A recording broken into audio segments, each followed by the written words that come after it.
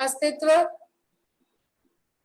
रात में 10 बजे तक अपने डाउट्स क्लियर करता है और सुबह नहीं आता। आजा बेटा। हाँ, तो उसको बुला लो भाई। तो हीट कैपेसिटी हेडिंग डाल दें।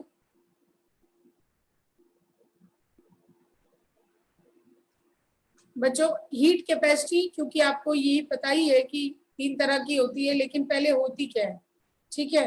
तो लिखिएगा, आपको आता है ये मुझे पता है, आपको वो बताऊंगी मैं जो नहीं आता है, अलॉन्ग विद फॉर्मेलिटी तो पूरी करनी है कि हीट कैपेसिटी क्या है, ठीक है? तो लिखिए, इट इज द हीट, आप लिखो, it is the heat which increase the temperature of a body by 1 unit. लिखे, it is the amount of heat which is required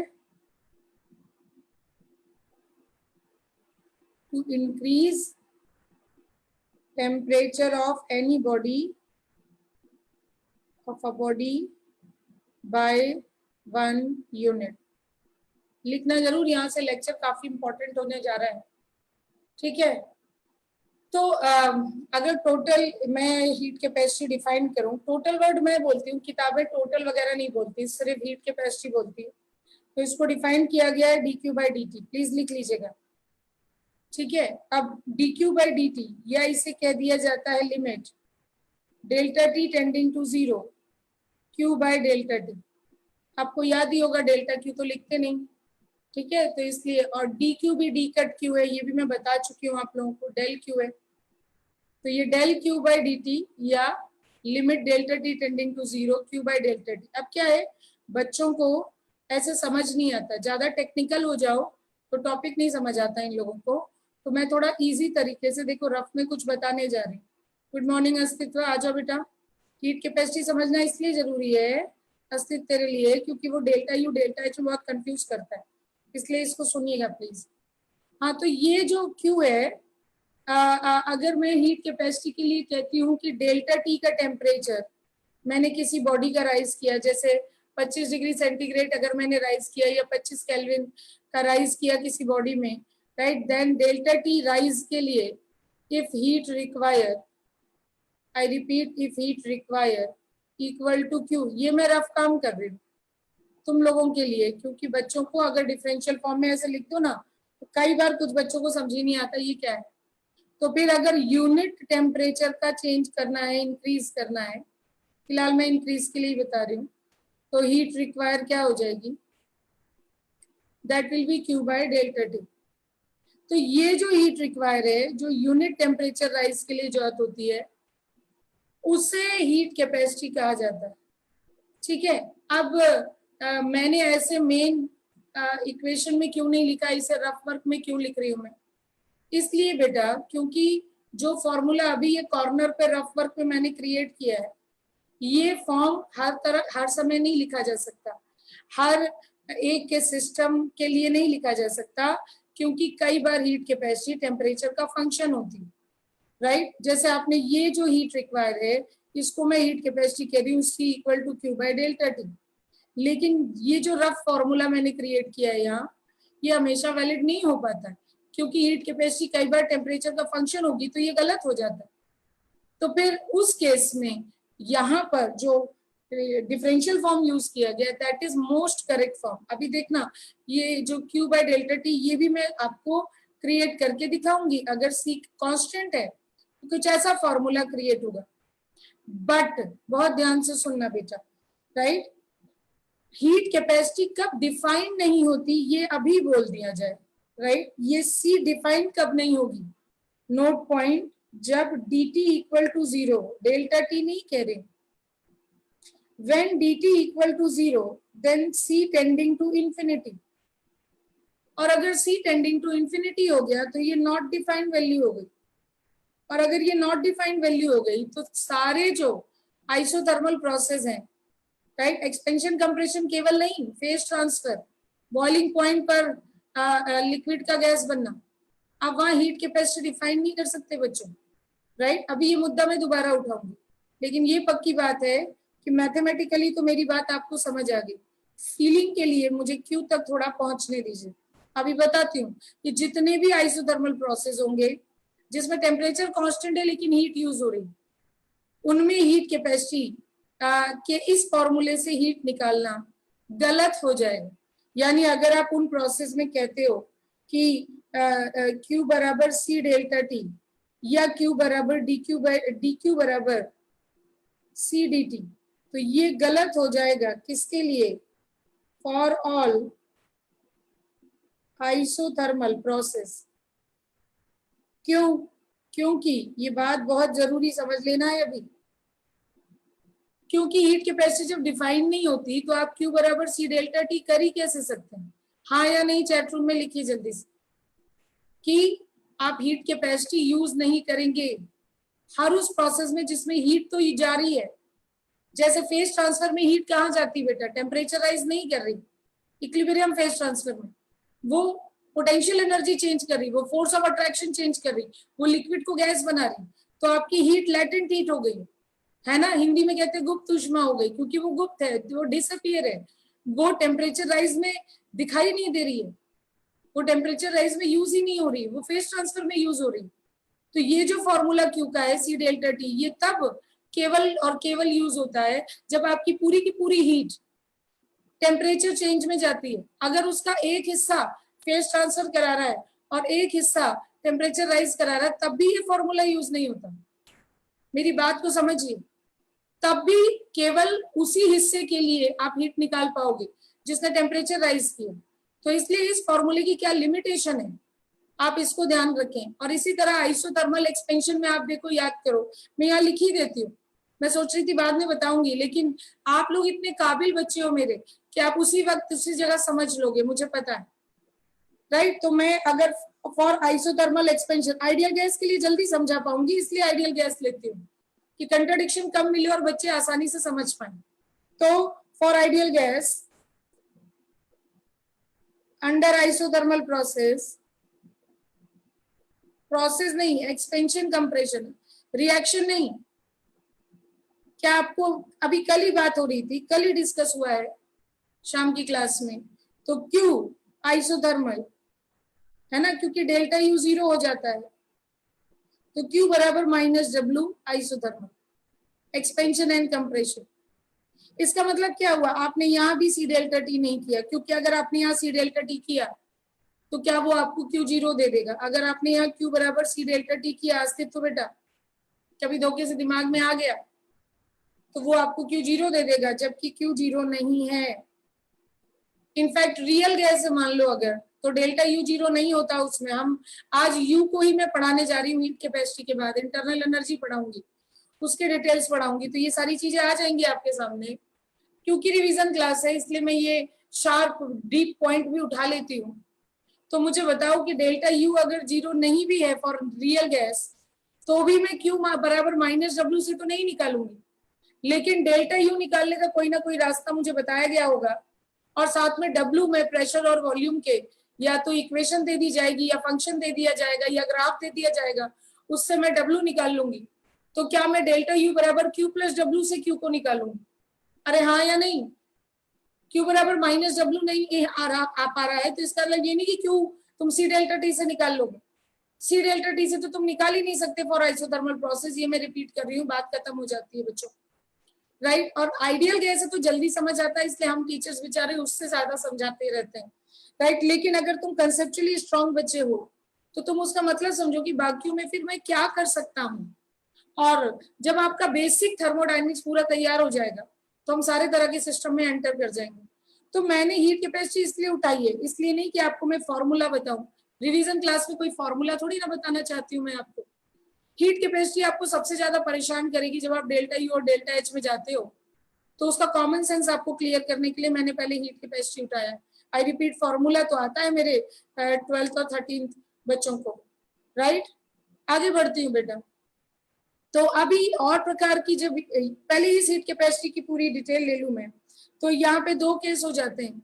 और यूनिट ऑफ ये हीट कैपेसिटी जो है, क्योंकि यूनिट से हम इसे पहचानते हैं, क्योंकि वो टोटल हीट कैपेसिटी वर्ड नहीं बोलता, तो unit of total heat capacity, जिसे टोटल वो नहीं बोलता, वो क्या हो जाएगी आपकी Q बाय डेल्टा टी की यूनिट, यानी जूल पर केल्विन या जूल पर डिग्री सेंटीग्रेड या जूल की जगह कैलोरी या एनर्जी की कोई भी यूनिट, पर केल्विन और डिग्री सेंटीग्रेड में कुछ भी लिख सकते हैं क्योंकि वहां डेल्टा टी की यूनिट आ रही है, टी की नहीं। हाँ या नहीं पहले क्लियर करो प्लीज। कोई डिग्री सेंटीग्रेड में दे दे तो उसे गधों की तरह केल्विन में चेंज मत करने लग जाना, ठीक है। अब मैं हीट कैपेसिटी के वो दो केस ले लूं जिसमें अगर टोटल हीट कैपेसिटी, जिसे मैं टोटल कहती हूँ वो नहीं कहता, वो तो यूनिट दे देगा आपको। यूनिट से आप पहचानिए कि जूल पर केल्विन में लिखी है, जूल पर मोल केल्विन नहीं लिखा है, इसका मतलब वो टोटल हीट कैपेसिटी है। तो अगर यहाँ पर मैं सी को एक मिनट पहले मैं क्यू का फॉर्म लिखूं, क्यू को निकालना चाहती हूँ इस हीट कैपेसिटी से, तो क्या ये डी क्यू बराबर सी डी टी कर रही हूँ। अब अगर C कांस्टेंट है यानी कि नॉट फंक्शन ऑफ टेम्परेचर, ठीक है, तो Q कैसे आएगा, तो Q is integration of D Q, D Q नहीं होता, डी कट क्यू है ये, and this is integration of C D T. तो क्या ये C इंटीग्रेशन के बाहर आ जाएगा फ्रॉम T1 से T2, इसलिए आप लिखते हैं C T2 माइनस T1। बोलिए इसका मतलब Q बराबर C डेल्टा T जो आप लिखते रहते हो वो केवल कब वैलिड है, वैलिड व्हेन, क्या एक तो आइसोथर्मल नहीं होना चाहिए तो मैंने ऊपर ही बता दिया, valid when C is constant value with respect to temperature.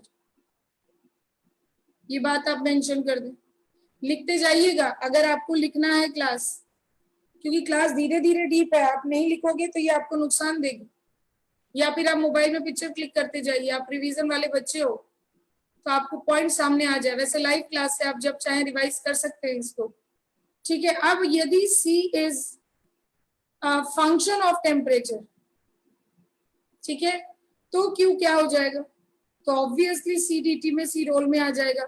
Let's assume वो किसी भी तरह का फंक्शन है, जैसे आई एज्यूम कि मान लीजिए वो a प्लस बी टी हो गया, एज्यूम कर रही हूँ फंक्शन, बाकी तो वो देगा, राइट। तो क्या आप इसे इंटीग्रेट करके प्रॉपरली सॉल्व करोगे फ्रॉम T1 से T2, ठीक है। तो ले दे करके जो Q है वो किसके बराबर आ गया, C डेटा dt के इंटीग्रेशन के बराबर, from C as a function of temperature रखिए और इसे इंटीग्रेट करिए तो उससे आपका टोटल Q एक्सचेंज आएगा।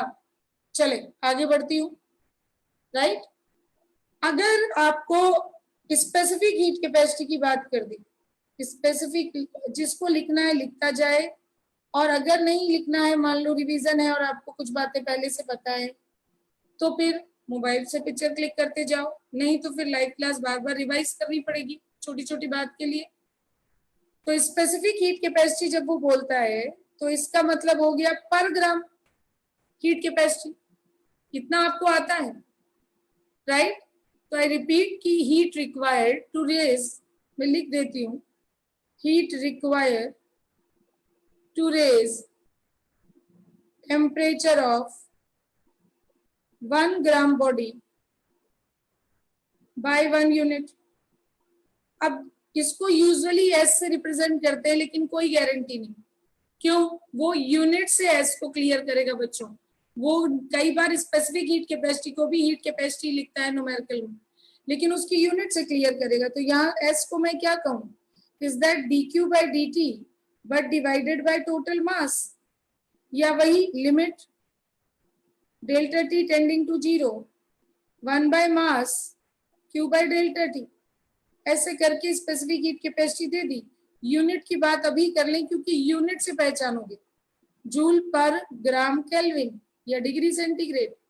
अब एक ही बात बार बार आप रिवीजन क्लास में नहीं दोहराऊंगी कि केल्विन भी लिख सकता है, डेल्टा टी की यूनिट है, और जूल की जगह कैलोरी भी लिख सकता है, और भी एनर्जी की यूनिट लिख सकता है, ठीक है। तो यहां से अगर मुझे डी क्यू निकालना है, देखो मैं क्यू डायरेक्ट नहीं लिख रही, तो it is M S D T.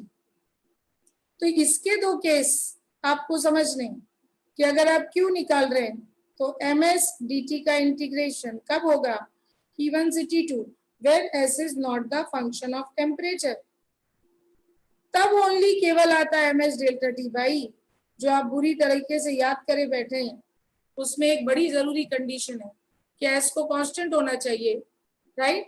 और अगर एस फंक्शन है टेम्परेचर का, मैं ब्रीफ में ही रिवाइज करा रही हूँ, देखो फटाफट लिख रही हूँ, तो फिर कोई और रास्ता नहीं है, मास तो कांस्टेंट उम्मीद मान रही हो, तो एम एस डी टी का इंटीग्रेशन फ्रॉम T1 से T2, आप इससे टोटल क्यू निकालेंगे, ठीक है, right. Similarly molar heat capacity, यहां से CPCVM आ जाएगा रोल में, इसलिए उनकी बातें करना चाहती हूँ, इसीलिए ये टॉपिक पढ़ा रही हूँ।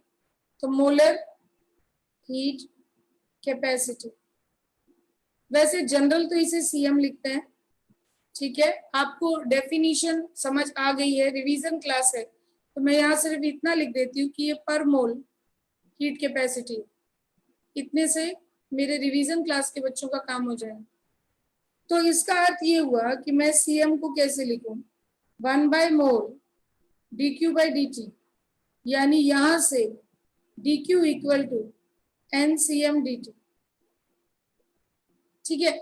अब वही दो बातें थी, यहां भी दोहरा देती हूँ, क्योंकि Q इक्वल टू NCM/ΔT तब होगा केवल और केवल when CM is constant, यानी not function of temperature, right. लिखने में कंजूसी इसलिए ना करें क्योंकि यही छोटे छोटी चीजें तो आपको नहीं आती, क्वेश्चन तो आपसे हो ही जाते हैं।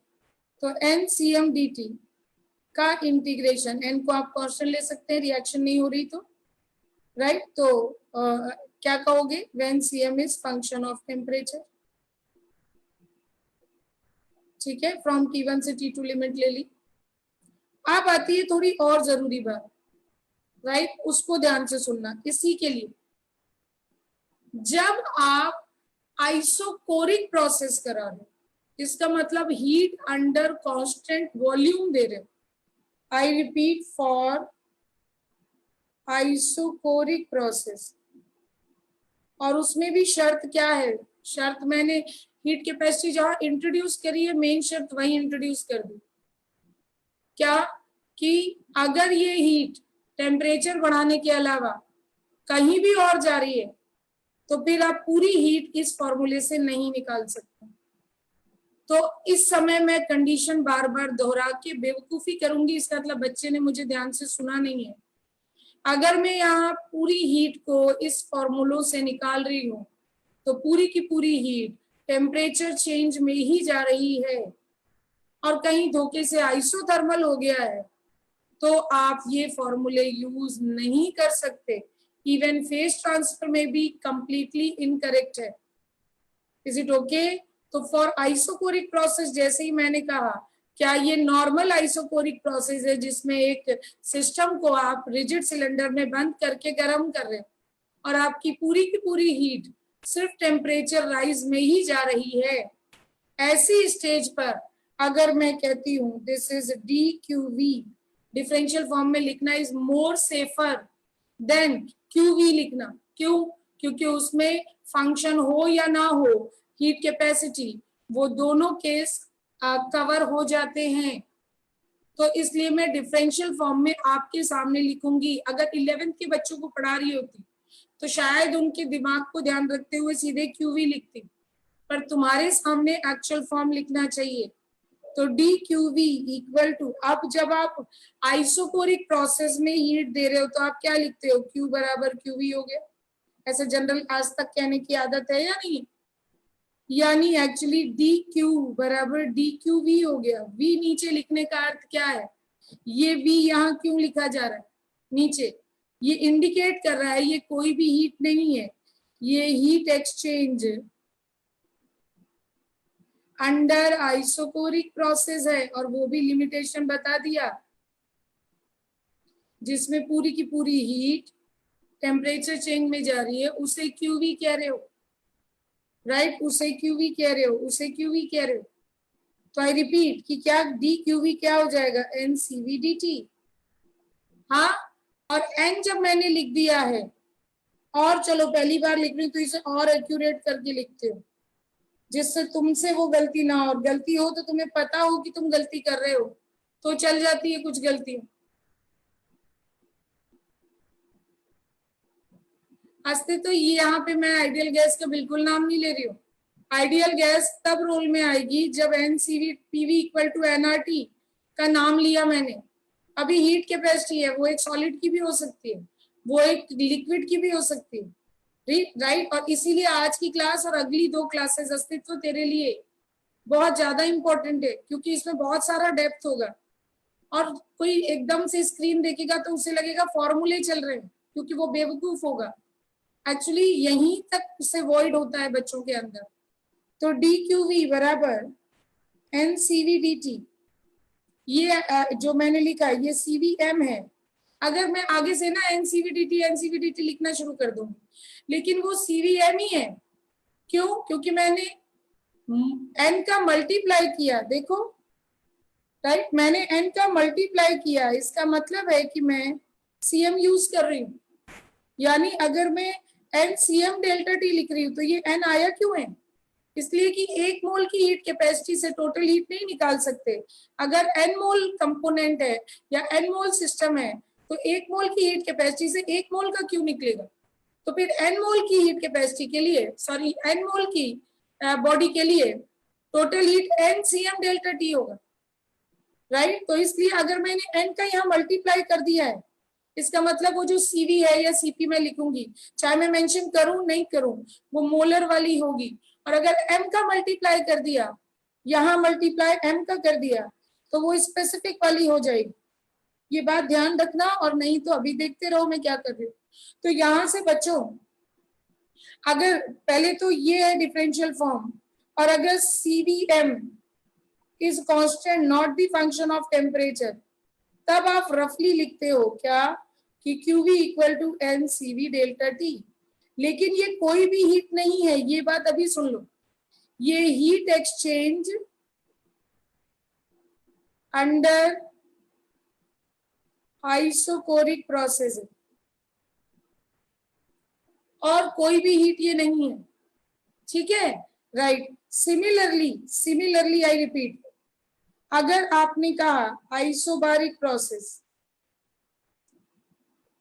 तो फिर से रफली अगर लिखोगे तो Q बराबर QP लिखोगे। QP लिखने का सेंस अब तुम समझ गए हो, DQ बराबर DQP लिखोगे।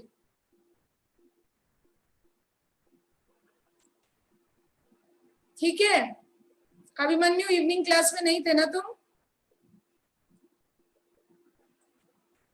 एक भी क्लास इस समय आप थर्मो की मिस नहीं करोगे। तो आई रिपीट, थे तो सवाल पूछा करो। विश्वास नहीं होता कि तुमने कोई सवाल नहीं पूछा, और वो भी इतनी डिस्कशन वाली क्लास में। चलो खैर, मैं आगे क्लास बढ़ा रही हूँ, तो बस देखिए कि कितना ध्यान दे रही हूँ मैं, कि एक एक बच्चा है या नहीं है, क्योंकि ये क्लास गई तो फिर गया सब, राइट। तो अभी वापस आ जाओ क्लास में। Q बराबर QP, DQ बराबर DQP अगर लिखा है मैंने, तो इस DQP की जगह में क्या लिखूंगी बेटा? That is NCPDT। अब ये मैं बार बार कहना नहीं याद रखना चाहती कि ये CPM है, क्योंकि मैंने N का गुणा किया। अगर मैंने CPDT लिखा है बेटा, तो इस CP की यूनिट क्या है ये भी बता दूं जनरल, यहीं पे। रुको अस्तित्व, अभी देखती हूँ, मैं अपनी बात कह लूं फिर देखती हूँ तू क्या कह रहा है। तो ये जो CP है, ये इसकी यूनिट जूल पर केल्विन या डिग्री सेंटीग्रेड दिखेगी, इसकी यूनिट जूल पर केल्विन मोल दिखेगी। मैंने ऊपर यूनिट नहीं लिखी मोलर हीट कैपेसिटी की, है ना, कहाँ गया? इसकी यूनिट क्या हो जाएगी? जूल पर मोल केल्विन या डिग्री सेंटीग्रेड, ठीक है, क्योंकि मोल रोल में आ रहा है, पर मोल डिफाइंड है। तो इसका अर्थ ये हुआ कि ये जो यूनिट है ये बता रही, अगर मैंने ये लिखा MS, S भी नहीं C ही लिख लेते हैं लोग, राइट, CPDT ऐसे लिख दिया, तो इसकी यूनिट है जूल पर ग्राम केल्विन। खैर, मेरा मुद्दा भी यहाँ पर है, मैं यहाँ इसे समझाना चाहती हूँ। ये तो एक्स्ट्रा बीच बीच में दिमाग में आता है, आपको बोल देती हूँ, लेकिन मेन ये जगह है। तो अब मुझे बताओ कि अगर CPM is not the function of temperature, और फिर से कह रही हूँ आगे से मैं CPM नहीं लिख रही हूँ, तो मुझे आप बिना टोके ये समझ जाएंगे कि NCPDT लिखा है मैम ने तो वो CP मोलर वाला है, और CPDT लिखा है तो वो टोटल वाला है, और MCPDT लिखा है तो वो स्पेसिफिक वाला है। सिंबल से कंफ्यूज मत होइए, सिंबल इम्बल अलग अलग टीचर अलग अलग यूज करता है। अलग अलग किताब अलग अलग यूज करती हूँ। ठीक है, मैं आ रही हूँ तापिशी, 1 मिनट में ये लाइन पूरी कर दूं, फिर देखती हूँ आप लोग क्या कह रहे हो, है ना। तो फिर बताओ, तो क्यूपी जो है that will be N C P delta T हो जाएगा अगर C P M is not the function of temperature. हाँ बेटा, 2 सवाल आए हैं। सारे अस्तित्व कह रहा है सारा टेम्परेचर चेंज में ही जाएगा, और तब से क्या कह रही हूँ, जो मैं कह रही हूँ 3-4 बार, वो तू वेरीफाई क्यों कर रहा बच्चा। ये हीट का फॉर्मूला तभी लगा सकते हैं जब पूरी की पूरी हीट सिर्फ टेम्परेचर चेंज में जाए।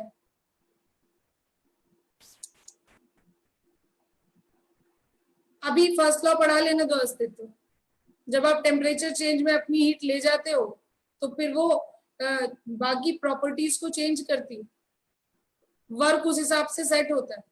कभी कभी वर्क के हिसाब से हीट सेट होती है, आइसोथर्मल में वर्क के हिसाब से हीट सेट होती है, राइट। और बाकी में हीट के, अगर हीट तुम कंट्रोल कर रहे हो तो डेल्टा यू और डब्ल्यू के सेट होंगे उसके साथ, अगर तुम हीट कंट्रोल कर रहे हो, और अगर तुम वर्क कंट्रोल कर रहे हो तो बाकी तो उससे सेट होंगे, क्योंकि डेल्टा यू तो फिक्स आएगा ना, और क्यू और डब्ल्यू वेरिएबल है, मतलब अलग अलग पाथ के लिए, जबकि डेल्टा यू फिक्स है 2 स्टेट के बीच में। तो ऐसे कॉमन सेंस लगाओ कि जो तुम सवाल कर रहे हो उसका अर्थ तुम्हें समझ आया या नहीं, राइट। क्योंकि डब्ल्यू और क्यू दोनों को चेंज किया जा सकता है, इवन 2 फिक्स स्टेट के बीच में, किसको तुम कंट्रोल कर रहे हो। ठीक है, अभी तापिशी क्या कह रही, can CPCB of real gas calculated theoretically. हाँ बेटा, लेकिन उसके लिए इक्वेशन होगी, मैं आपको पढ़ाऊंगी, ये टॉपिक हो जाए ना, जब ये टॉपिक कंप्लीट हो जाएगा तुम्हारे बेसिस सारे क्लियर हो जाएंगे, तो मैं जब क्वेश्चन कराऊंगी तो मैं रियल गैस जरूर लूंगी और उसकी हीट कैपेसिटी आपको दिखाऊंगी, उसकी इंटरनल एनर्जी की इक्वेशन आपको दिखाऊंगी, आपको उस लेवल तक पहुंचाऊंगी। अस्तित्व अभी मैं आपको आइसोबारिक आइसोकोरिक में ही ले जाने वाली हूँ, तो जब वो प्रोसेस दिखेगा ना इसके साथ तभी क्लियर होगा। एक लेक्चर थोड़ा सा रेस्ट कर ले इस मामले में, क्यों, क्योंकि अभी पार्शियल इंफॉर्मेशन है, उसी के हिसाब से सोच रहे थे। ठीक है बेटा, तो ये फंडामेंटल मुझे क्लियर कर लेने दे एक बार, और इस बात को दिमाग में रखो, जब तक मैं डेल्टा यू और यू तक नहीं पहुंचती, डेल्टा एस तक नहीं पहुंचती, वो दिखने लग जाएगा कि वो कहाँ कौन किस में जा रहा है एक्चुअली। ठीक है, तो वो वॉइड आ जाता है। और जितनी पुरानी नॉलेज है ना, एक पढ़े हुए बच्चे को पढ़ाना और डिफिकल्ट होता है, क्योंकि उसकी पुरानी कुछ गलत याददाश्त पहले रिमूव करके पढ़ाना पड़ता है। एक फ्रेश माइंड को अपनी बातें कहना ज्यादा आसान है, तो मैं परेशानी समझती हूँ आपकी। अच्छा, तो थोड़ा सा अभी मुझे पता है ये बहुत क्रूशियल हो जाएगा कुछ समय बाद, ये इक्वेशन बहुत क्रूशियल होने वाली, बहुत इंपॉर्टेंट होने वाली, क्योंकि ये डीएच और डीक्यूपी में बहुत कंफ्यूजन क्रिएट करेगी, इसलिए अभी से कुछ बातें मैं जो इसकी कह रही हूँ उसे ध्यान दीजिए। ठीक है, अच्छा अब आगे बढ़ते, और आप लोग जैसे थर्मोडायनेमिक्स पढ़ रहे हो ना, या जैसे आप पढ़ ले जाओगे, काफी क्वेश्चन तो आपसे हो ही जाते हैं, फिर भी आप क्यों पढ़ रहे हो। आप नोटिस करना कि जब बीटेक फर्स्ट सेमेस्टर में थर्मोडायनेमिक्स आपके कॉमन कोर्स में आएगा, अगर आपका कोर्स काटा नहीं गया इस साल, आईआईटी में तो आप लोग पहुंचने ही वाले हैं, ये मैं जानती हूँ, तो वो आपके कॉमन कोर्स में होगा, और तब देखिएगा, और वहां ऐसे बैठ करके एक एक चीज कोई फील नहीं कराएगा बेटा। ये जो बचपना है ये अभी तक कर लो जितना कर सकते हो, उसके बाद आपको सब करना है, वो आपको रास्ता देंगे, वरना जब जॉब करोगे तो कौन तुमको हाथ पकड़ के इधर उधर दिखाएगा, तो वहां से वो ये बात की आदत डालेंगे। अभी जो करना है, मैम ऐसे क्यों वैसे क्यों चलता है, तो आपको थर्मोडायनेमिक्स रिपीट होगी। तो बच्चे मुझे फोन करके कहते थे और अभी भी कहते हैं कि मैम वो थर्मोडायनेमिक्स जो आपने पढ़ाई है वो अब हमें पूरी काम आ रही है, क्योंकि आईआईटी के तो क्वेश्चन हो ही जाते थे, वो तो बिना कई बार फील करे भी हो जाते थे फॉर्मूलों से, लेकिन अब बीटेक में वो काम आ रही है आईआईटी के अंदर, क्योंकि टीचर नहीं पढ़ा रहा लेकिन हम क्लास के बच्चों को पढ़ा दे रहे हैं। तो मैं ये चाह रही हूँ कि इस तरह का कॉन्फिडेंस आपके अंदर कम से कम थर्मोडायनेमिक्स पॉइंट ऑफ व्यू से आ जाए, लेकिन उसके लिए सुनना पड़ेगा भाई, तो वो थोड़ा सा पेशेंस से बैठिए।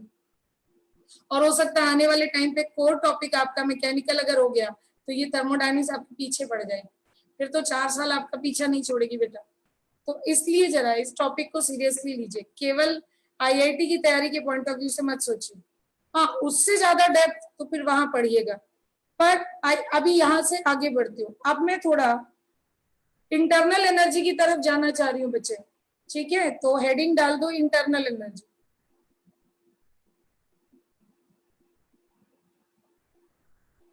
यू, आपको पता है मैं आपके कोई भी क्वेश्चन कभी अवॉइड नहीं करती हूँ। अगर मैंने कभी भी आपसे कहा है कि रुको तब पढ़ो, पूछो, इसका मतलब है कि आपको फंडामेंटल की जरूरत है, ठीक है? तो मुझे बहुत अच्छा लगता है जब तुम लोग बहस करते हो और उससे हम लोगों का डिस्कशन इतना ओपन हो जाता है, लेकिन अभी बहुत फंडामेंटल वीक है, इसलिए उसको वहां तक जाने दो। तो इंटरनल एनर्जी जो है वो असल में क्या है, ठीक? अब मैं आपको डेफिनेशन जैसा बाद में लिखाती रहूंगी। किसी भी सिस्टम की असली बात बताती हूँ आपको, सीधा मुद्दे पर आती हूँ। किसी भी सिस्टम की जो टोटल इंटरनल एनर्जी होती है बेटा, वो उसकी सारी माइक्रोस्कोपिक एनर्जी का सम है। मुझे पढ़ा लेने देना, तब तुम्हें माइक्रोस्कोपिक और मैक्रोस्कोपिक का अंतर समझ आएगा। अभी मैं वो पूरा अंतर क्लियर करने वाली। तो आई रिपीट कि सभी टोटल माइक्रोस्कोपिक एनर्जी का सम है, मतलब right, it is you of के ई। अब के ई कौन सी? मॉलिकुलर के ई है, मतलब जो काइनेटिक एनर्जी मॉलिक्यूल्स के शरीर में है, ये वो वाली के ई है। अभी बताती हूँ कि कौन सी के ई ये नहीं है। प्लस मॉलिकुलर पीई है, ये सारा मॉलिकुलर पोटेंशियल एनर्जी, ठीक है? अस्तित्व ये सीढ़ियां चढ़ने वाली पोटेंशियल एनर्जी नहीं है बेटा, ना ही सीढ़ियां उतर के एमजीएच आ गया, एमजीएच कम हो गया, ये वो वाली पोटेंशियल एनर्जी नहीं है। ये सिस्टम की इंग्रेडिएंट पोटेंशियल एनर्जी है। और अगर आप सिस्टम के पॉइंट ऑफ व्यू से मुझसे पूछना चाहते हैं तो इसका क्या मतलब हुआ? तो इसका मतलब ये हुआ कि वो जो इंटरैक्शन की वजह से, मॉलिकुलर इंटरैक्शन की वजह से पोटेंशियल एनर्जी होती है। फिजिक्स में भी आपने पढ़ा है, केमिस्ट्री में भी केमिकल बॉन्डिंग में होता ही रहता था कि जब फोर्स ऑफ अट्रैक्शन होता है तो पोटेंशियल एनर्जी निगेटिव मानते हो तुम लोग, रिपल्शन होता है तो पॉजिटिव मानते हो। जब अट्रैक्शन बढ़ता है, हाँ या नहीं, तो पोटेंशियल एनर्जी कम होती है। बोलो अस्तित्व। जब नहीं, आइडियल केस की बात नहीं कर रही हूँ, तुम बहुत मार खाओगे मेरे हाथ से। तुम स्पेसिफिक केस, जो कि एक स्पेसिफिक केस है, मैं जनरल बात कर रही हूँ अभी। तो फोर्स ऑफ इंटरैक्शन के आधार पे जो पोटेंशियल एनर्जी होती है, ये वो बात चल रही। हाँ, यही इसीलिए क्यों नहीं बता सकते, यही बता रही हूँ अभिमन्यु, यही बता रही हूँ कि क्यों नहीं बता सकते, इसी उसी मुद्दे पे जा रही हूँ। तुम लोगों को लगता है पहले पहले सब खा जाओ, अरे समझ तो ले, है ना? तो U ऑफ के plus U of P plus U of chemical bond energy, यानी अगर रिएक्शन हो रही है तो शरीर में केमिकल बॉन्ड की एनर्जी का चेंज भी रोल में आने वाला है। और अभी मैं चेंज नहीं बता रही हूँ, मैं बता रही हूँ टोटल U जो बॉडी में स्टोर होती है, इसको मैं CV लिखूंगी आगे से। और फिर बची हुई सारी माइक्रोस्कोपिक, कैसे? जैसे इलेक्ट्रॉन इलेक्ट्रॉन रिपल्शन वाली, इलेक्ट्रॉन न्यूक्लियस अट्रैक्शन वाली, ठीक है? न्यूक्लियस अगर मॉलिकुलर फॉर्म में मॉलिक्यूल है तो न्यूक्लियस न्यूक्लियस रिपल्शन वाली। और मुझे बहुत सी माइक्रोस्कोपिक एनर्जीज जिनके नाम नहीं पता है लेकिन वो डिफाइंड है, राइट, कि एक्स हो गई, वाई हो गई, जिनके मैम के नाम तक नहीं पता है, लेकिन वो बॉडी में एनर्जीज हैं, क्योंकि माइक्रोस्कोपिक कारण इनफाइनाइट होंगे, राइट? और केमिकल बॉन्ड एनर्जी स्टोर्ड बोल रही हूं अभिमन्यु, चेंज नहीं, राइट? बॉन्ड तो होगा ना शरीर में, वो बॉन्ड एनर्जी जो शरीर में है उससे जो पोटेंशियल एनर्जी ड्रॉप हुई है, हम उसकी एनर्जी कह रहे हैं नहीं। हम पोटेंशियल एनर्जी को इसलिए अलग, केमिकल बॉन्ड की पोटेंशियल एनर्जी को मैं केमिकल बॉन्ड के नाम से इसलिए बता रही हूँ मेरे मुन्ना, क्योंकि जब रिएक्शन नहीं होगी तो मैं इसे रोल में इसके चेंज को नहीं लाऊंगी, लेकिन बगल वाली लाऊंगी रोल में, क्योंकि इंटरैक्शन तो होगा ना अगर रियल गैस है तो। हाँ अच्छा, ये बात है, इसलिए मैंने उसे अलग कर दिया, क्योंकि वो कई बार गायब कर दूंगी मैं। और अभी देखो मैंने यू बताया है, और ये जो एक्स वाई जेड बोल रही हूँ, राइट, जनरली ये वो एनर्जीज माइक्रोस्कोपी के जो इतनी स्ट्रांग है, जो हमारे बस में नहीं है कि हम इन्हें चेंज कर पाए। तो अभी देखो मैं जितनी भी मॉलिकुलर एनर्जीज हैं जिनको मैं अस्तित्व में सब देख रही हूँ, अगर मैं रिएक्ट ना करूं समझ जाना कि वो सब सामने अपने आप आ रहा है, जो सवाल जबरदस्ती आप पूछ रहे हैं। कि जितनी तरह तरह की एनर्जीज हैं वो सारी different type of microscopic energy इसमें इन्वॉल्व है। और फिर से मैं यहां डैश डैश डैश कर दूं, और इन तीनों में नहीं, इन सारी एनर्जीज में यहां जो मैंने एनर्जीज लिखी हैं जिनको मैं लिख भी नहीं पा रही हूं कितनी तरह की, न्यूक्लियर एनर्जी हो गई है ना, जो न्यूक्लियस की स्टेबिलिटी की वजह से स्टोर है, यू न्यूक्लियर पोटेंशियल एनर्जी ही है ये अभिमन्यु, लेकिन मैं इसे अलग क्यों कर रही हूँ, क्योंकि वो वाली पोटेंशियल एनर्जी जो मॉलिक्यूलर पोटेंशियल एनर्जी वो मॉलिक्यूल के दूर जाने और पास आने से चेंज हो जाती है, लेकिन न्यूक्लियर एनर्जी ऐसे थोड़ी ना चेंज होने वाली।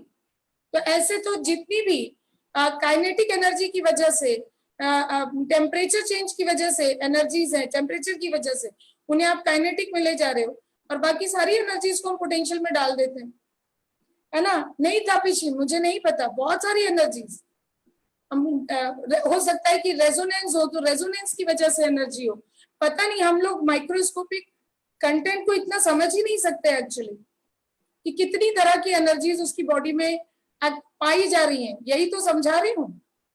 यह हमारी नॉलेज की लिमिटेशन है, पर ये सिस्टम की लिमिटेशन नहीं कि उसके शरीर में वो एनर्जी नहीं है तापीशी। तो अगर मैं न्यूक्लियर नहीं लिखती तो क्या न्यूक्लियर नहीं आता? मैं न्यूक्लियस और न्यूक्लियस इलेक्ट्रॉन नहीं लिखती तो क्या वो नहीं होता? राइट, कहने का अर्थ है कि बहुत सारी तरह की एनर्जीज, ठीक है। अब अगर मैं डेल्टा यू निकालती हूं, देखो इधर, तो मैं इनके डेल्टा लिखूंगी, delta U K E plus delta U P E plus delta U C B, C B लिख रही हूँ केमिकल बॉन्ड एनर्जी, और delta of these other all microscopic energies, है ना। अब जरा मेरा पॉइंट सुनना, अलग अलग डेल्टा इनका, मैं सबको अलग अलग नहीं लिखना चाह रही। जो एनर्जीज जितनी स्ट्रांग होती है बेटा उसको चेंज करना उतना मुश्किल होता है, और अगर आप चेंज करते भी हो तो वो बहुत कम चेंज होता है।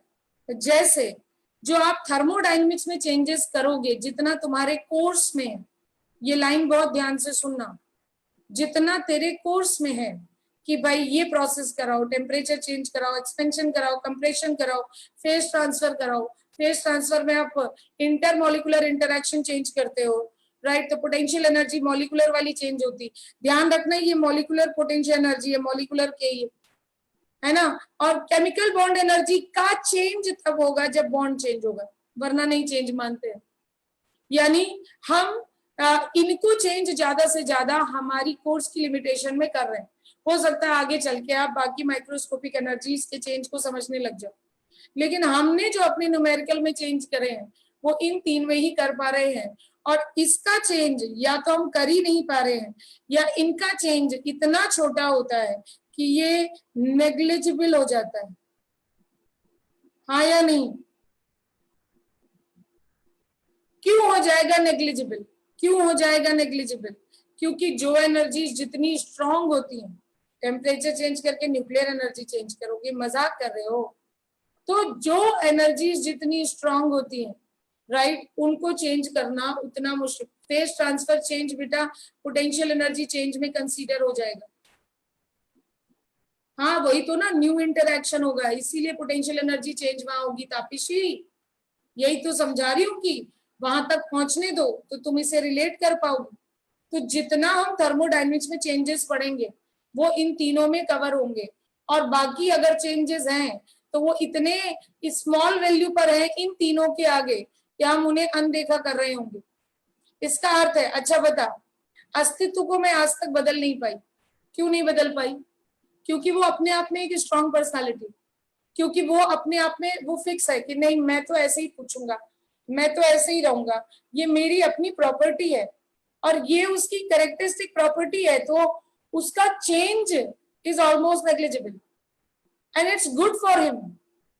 वैसे ही तापीशी तुम्हारी स्ट्रॉन्ग पर्सनालिटी है, संयम तुम्हारी स्ट्रॉन्ग पर्सनालिटी है, तुमको बदलना, श्लोक को बदलना इतना आसान नहीं है कि मैंने कहा नहीं आज के बाद ये पढ़ लो, ऐसे कर लो, ऐसे काम नहीं चलता तुम लोगों का। तुमको चेंज करना इज, हो सकता है सिस्टम टू सिस्टम चेंज करोगे, लेकिन that change is very negligible, क्योंकि तुम्हारी अपनी प्रॉपर्टी बहुत स्ट्रांग है। तुम मुझे चेंज बहुत मुश्किल से कर पाओगे। क्यों? मुझे लगता है कि तुम्हें देखकर मैं चेंज नहीं होने वाली। तो जो एनर्जीज, ये मैंने जनरल भाषा में क्या, ये बातचीत का मतलब क्या होता है, कॉमन सेंस जनरेट हो जाए।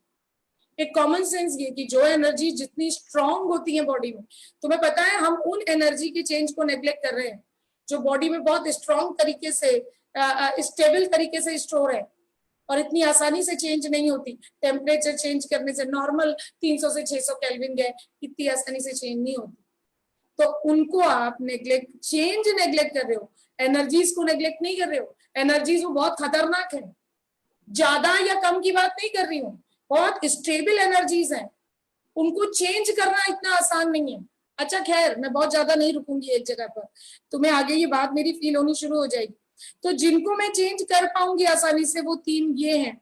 अपने थर्मोडायनेमिक्स चैप्टर के क्वेश्चंस में ऐसे कहूँ, लिमिटेशन बता रही हूँ, और कभी मैंने उनको चेंज किया तो वो रोल में आएगा। लेकिन हमारे क्वेश्चंस में टिल आईआईटी की कैलकुलेशंस जितनी कराएगा, राइट, ये चीजें रोल में नहीं आएंगी प्रिपरेशन के क्वेश्चंस के दौरान। आईआईटी के अंदर तो पता नहीं मुझे।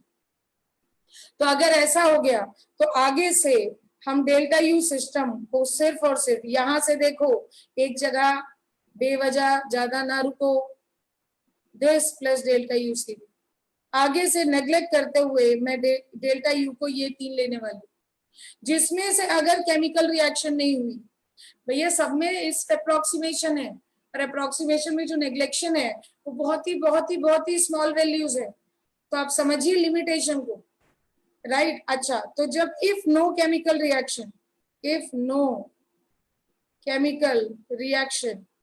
तो हम और किसको जीरो ले लेंगे, डेल्टा यू सीबी को भी जीरो ले लेंगे। यहां से जान आने वाली है चैप्टर में, इसलिए ध्यान दो इसको। तो डेल्टा यू सिस्टम क्या हो जाएगा, तो डेल्टा यू सिस्टम हो जाएगा delta U K E plus delta U P E, ये हो जाएगा। Is it okay, right. अब बात आती है कि अब आइडियल गैस भी हो गया, देखो कैसे लिमिटेशन आ रही है, राइट। ये मैं एक, पहले तो ये मेन इक्वेशन तो ये है डेल्टा यू की, फिर for no chemical reaction, but मैंने और कोई कंडीशन नहीं लगाई, यानी for real gas, ideal gas, other substances, सबके लिए ये इक्वेशन वैलिड है। अब मैंने कंडीशन लगाई फॉर आइडियल गैस, राइट। ये देखो मैं लाइन खींच देती हूँ कि मिक्स ना करो, under no chemical reaction, with no chemical reaction, with no chemical reaction. अब बताओ, अब आइडियल गैस में तो पोटेंशियल एनर्जी ही नहीं है, तो जब आइडियल गैस है तो नो इंटरैक्शन, और इंटरैक्शन वाली पोटेंशियल एनर्जी अभिमन्यु मैंने अलग करी थी, बाकी सबको अलग अलग लिख दिया है, क्योंकि काइनेटिक एनर्जी के अलावा जितनी पोटेंशियल एनर्जीज होती हैं, जितनी एनर्जीज होती है उन्हें पोटेंशियल एनर्जी में डाल दिया जाता है, लेकिन हमने यहाँ उन्हें सेपरेट कर दिया, अपने काम जो यूज करने वाली उसे अलग कर लिया। तो नो इंटरैक्शन है, तो पीई रेफरेंस क्या है आपका, रेफरेंस है कि पी जीरो ले लेंगे आइडियल गैस के लिए। तो चाहे एक्सपेंशन करो चाहे कॉन्ट्रेक्शन करो, P of ideal gas zero है, तो डेल्टा पी का कोई अर्थ ही नहीं है यार। जब पीई एग्जिस्ट ही नहीं कर रही है तो तू डेल्टा पी क्यों निकालेगा, इसका मतलब है कि डेल्टा पी जीरो का कोई सेंस ही नहीं है। फिर भी मैं लिख देती हूँ, मुझे हंसी आती है लाइन लिखने में, अरे जो चीज ही नहीं है उसका चेंज क्यों जीरो दिखा रहे हैं हम, ठीक है। तो मैं नहीं लिख रही, एक बार लिख के हटा रही हूँ। तो इसका अर्थ ये है कि उसमें पीई ही नहीं है, तो डेल्टा पीई का सेंस खत्म हो गया। यानी मैं ये तो लिख ही सकती हूँ कि डेल्टा पीई नाम की कोई चीज है ही नहीं, राइट। पीई नहीं है तो डेल्टा यू पी कहां से, तो डेल्टा यू सिस्टम देखो कितनी इंपॉर्टेंट कंक्लूजन तक पहुंचे हो आप, वो डेल्टा यू के ई हो गया है केवल, राइट। किसके लिए, for ideal gas, for ideal gas with no chemical change, यानी केमिकल चेंज अगर आ गया तो एक डेल्टा यू और रोल में आ जाएगा, और वो डेल्टा यू सी भी होगा बच्चों, और इतना इंपॉर्टेंट हो जाएगा। मान लो तूने कोई केमिकल रिएक्शन करा दी और वो भी कांस्टेंट टेम्परेचर पे करा दी, तो तू तो कहेगा बेटा कि डेल्टा यू के जीरो हो गया, लेकिन तब भी डेल्टा यू रोल में होगा और वो डेल्टा यू केमिकल बॉन्ड वाला होगा। ठीक है, हाँ या नहीं? तो फिलहाल ये अब मुझे बताओ, फॉर अ फिक्स मास, देखो for close system, for close system, हम क्लोज सिस्टम लेके चल रहे हैं, ठीक है। For close system, for ideal gas, क्या क्लोज सिस्टम कह के तूने मास फिक्स कर दिया, राइट? और रिएक्शन तू करा नहीं रहा बेटा। और फॉर आइडियल गैस क्या मैं ये कह सकती हूँ कि जो डेल्टा यू है वो केवल और केवल टेम्परेचर चेंज से बदलेगा, it is function of temperature. क्यों? क्योंकि डेल्टा यू कुछ और नहीं, डेल्टा यू के ही। हाँ तो कह दो, समझ आ गया तो हाँ तो कह दो।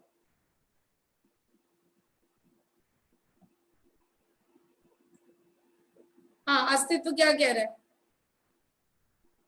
वहां जा रही हूं मैं, तुझे आगे आगे बोलना है बस, वहां जा रही हूं मैं। अस्तित्व, बिल्कुल बेटा। संयम, थैंक यू। अभी अभय, प्रखर, गौरव, आपका हाँ कहना मेरे लिए इसलिए जरूरी है क्योंकि एक ओपन डिस्कशन क्लास नहीं कर सकती, वरना ऑडियंस को क्लास ही नहीं सुनाई देगी, सिर्फ हम लोगों का लड़ाई झगड़ा सुनाई देगा।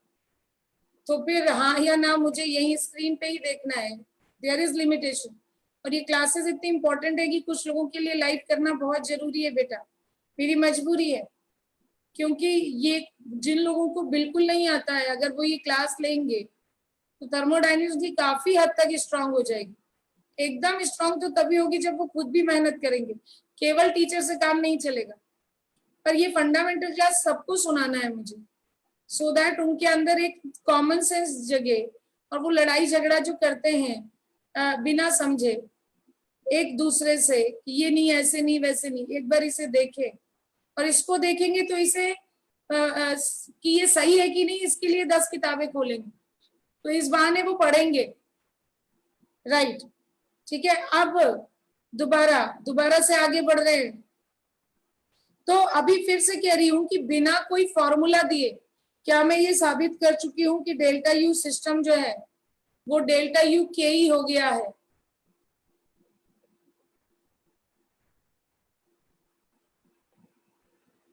ठीक है ना? चलो, तो हमारे लिए आज के बाद आइडियल गैस का डेल्टा यू तभी रोल में आएगा जब टेम्परेचर चेंज होगा।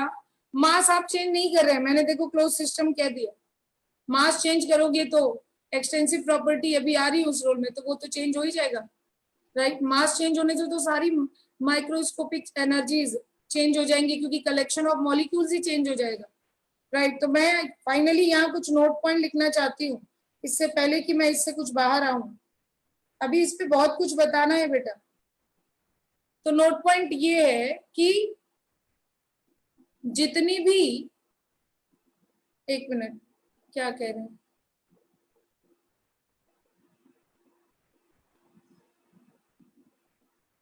हाँ, सबसे पहले जो ट्रेडिशनल बातें, इंटरनल एनर्जी की कुछ ट्रेडिशनल बातें वो हमने बोली नहीं अभी तक। क्या कि यू जो है वो state function, right, and extensive property. अब बात आती है कि स्टेट फंक्शन है, ये जो बहस अभी ऋषि कर रही थी कुछ क्लासेस में, right? But we can not, but ये देखो लिख रही हूँ, but we can not measure absolute, but बाद में लगाती हूँ, we can not measure, we cannot measure absolute value of internal energy। Absolute मतलब एक्यूरेट वैल्यू। क्यों? अब कोई लड़ाई झगड़ा नहीं, अपने आप नहीं समझ आया तो बहुत गलत बात है कि आप हर माइक्रोस्कोपिक एनर्जी को समझ नहीं सकते हैं तो आप उसकी एक्यूरेट वैल्यू नहीं निकाल सकते, राइट? किसकी? यू की। वी कैन नॉट मेजर, ये देखो यू लिख रही हूँ, डेल्टा यू नहीं, right? But it is well defined, but it is well defined. आप नहीं निकाल पा रहे तो वेल डिफाइंड नहीं होगी, याद है? At each particular state, at each state of system. ठीक है, लेकिन हम क्या निकाल पाते हैं ये भी लिख दूं, but we can calculate delta U, लिखो, but we can calculate delta U. कैसे? अभी first law Q plus W मैंने नहीं पढ़ा है तो क्या हुआ यार, रिवीजन क्लास है, हद है, ये मैं क्या पढ़ाऊंगी।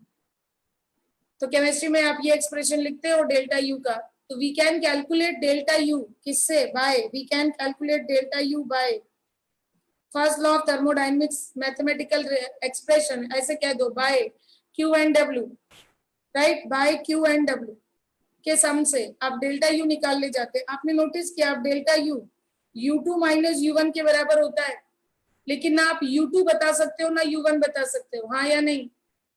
ना आप U2 बता सकते हो ना आप U1 बता सकते हो, लेकिन तब भी डेल्टा यू निकाल सकते हो Q और W से। और वही मैं बताने जा रही हूँ, क्योंकि Q और W तेरे कंट्रोल में है, क्योंकि जो वो एक्सचेंजेस है in between system and surrounding.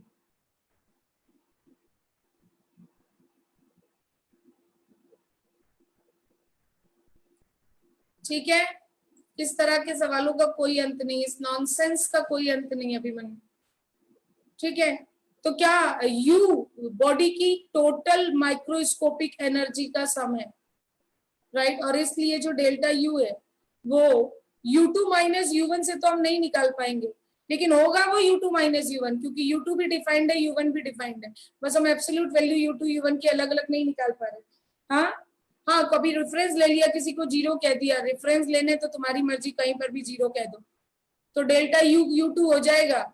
लेकिन इसका अर्थ ये नहीं है कि तुमने U2 निकाल लिया, हद है, तुमने डेल्टा यू को U2 कह दिया, U2 नहीं निकाल लिया, तुमने डेल्टा यू को U2 माइनस U1 किया, तूने अपना एजम्पशन लिया है कि U1 जीरो है, वो जीरो थोड़ी ना है। किसी की माइक्रोस्कोपिक एनर्जी लेवल सोच के देखो, सोच के शर्म आती है मुझे कि कोई सोच भी कैसे सकता है कि टोटल माइक्रोस्कोपिक एनर्जी जीरो होगी किसी की बॉडी में। ठीक है बेटा, राइट। तो फाइनली मुझे एक बात क्लियर हो गई कि डेल्टा यू जो है मैं निकाल सकती हूँ Q प्लस डब्ल्यू की मदद से, लेकिन U2 माइनस U1 से नहीं। लेकिन U2 और U1 डिफाइंड तो है, बट मेजर हम मेजर नहीं कर सकते, तो ये एक लिमिटेशन। अभी एक और जरूरी बात मैंने नहीं कही है इंटरनल एनर्जी से रिलेटेड, वो कह देती हूँ अभी।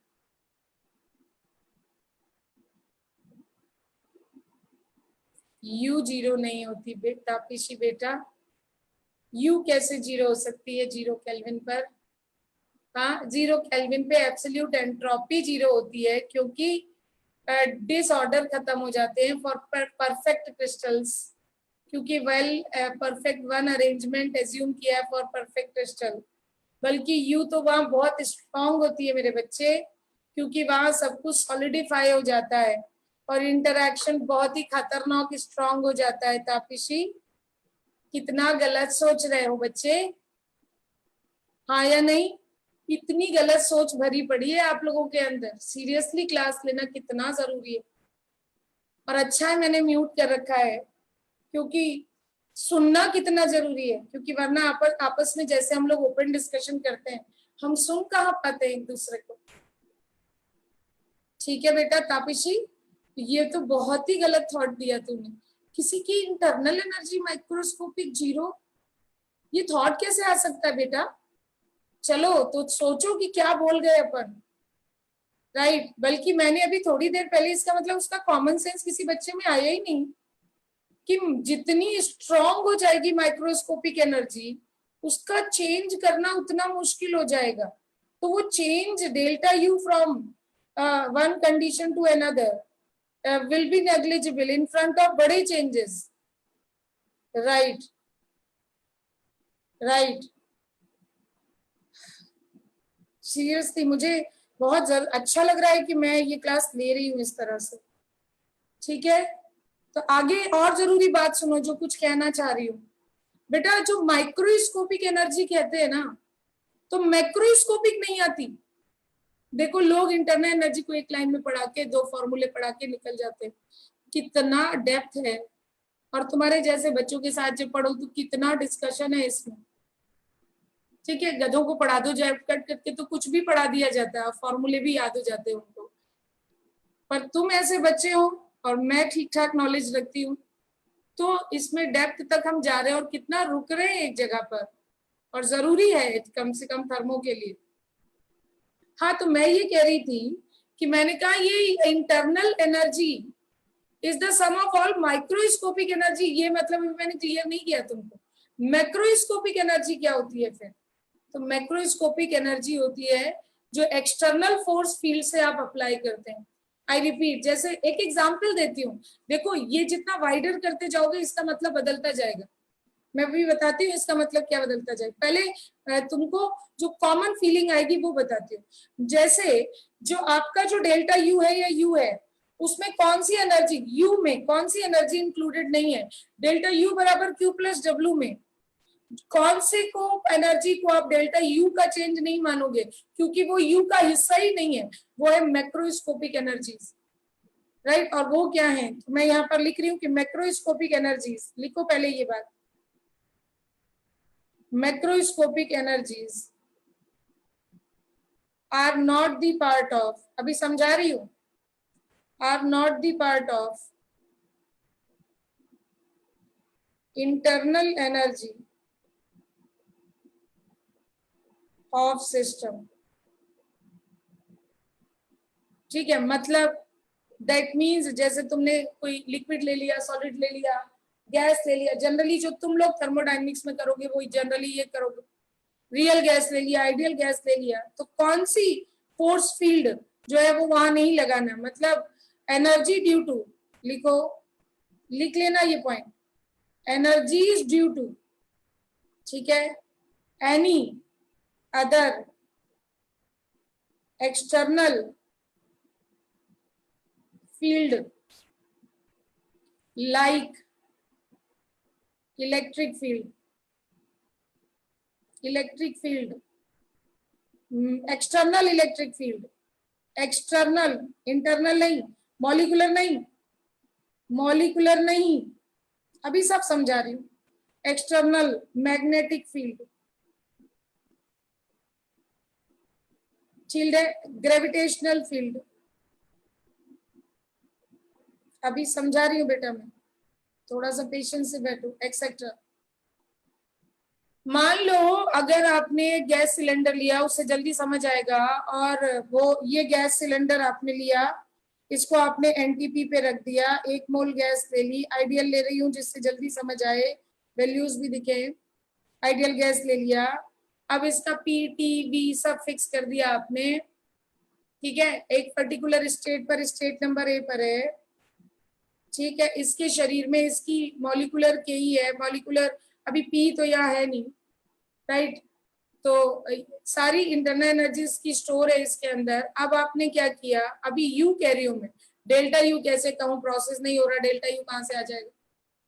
अब आपने इसको क्या किया, एक लेकर इसको कार में बैठ गया और कार स्टार्ट करी, एक्सेलरेट करी, कार ने अपनी स्पीड पकड़ी और तेजी से स्पीड पकड़ती गई, और फिर आपने थोड़ी देर में उसे रोक भी दिया।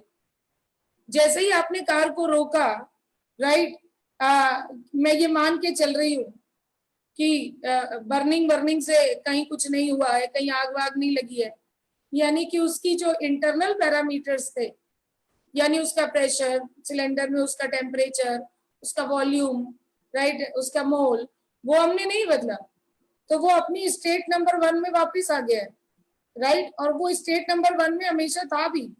आपको गलत फहमी हुई थी किस बात की, कि आपने उसकी काइनेटिक एनर्जी को चेंज कर दिया। क्यों?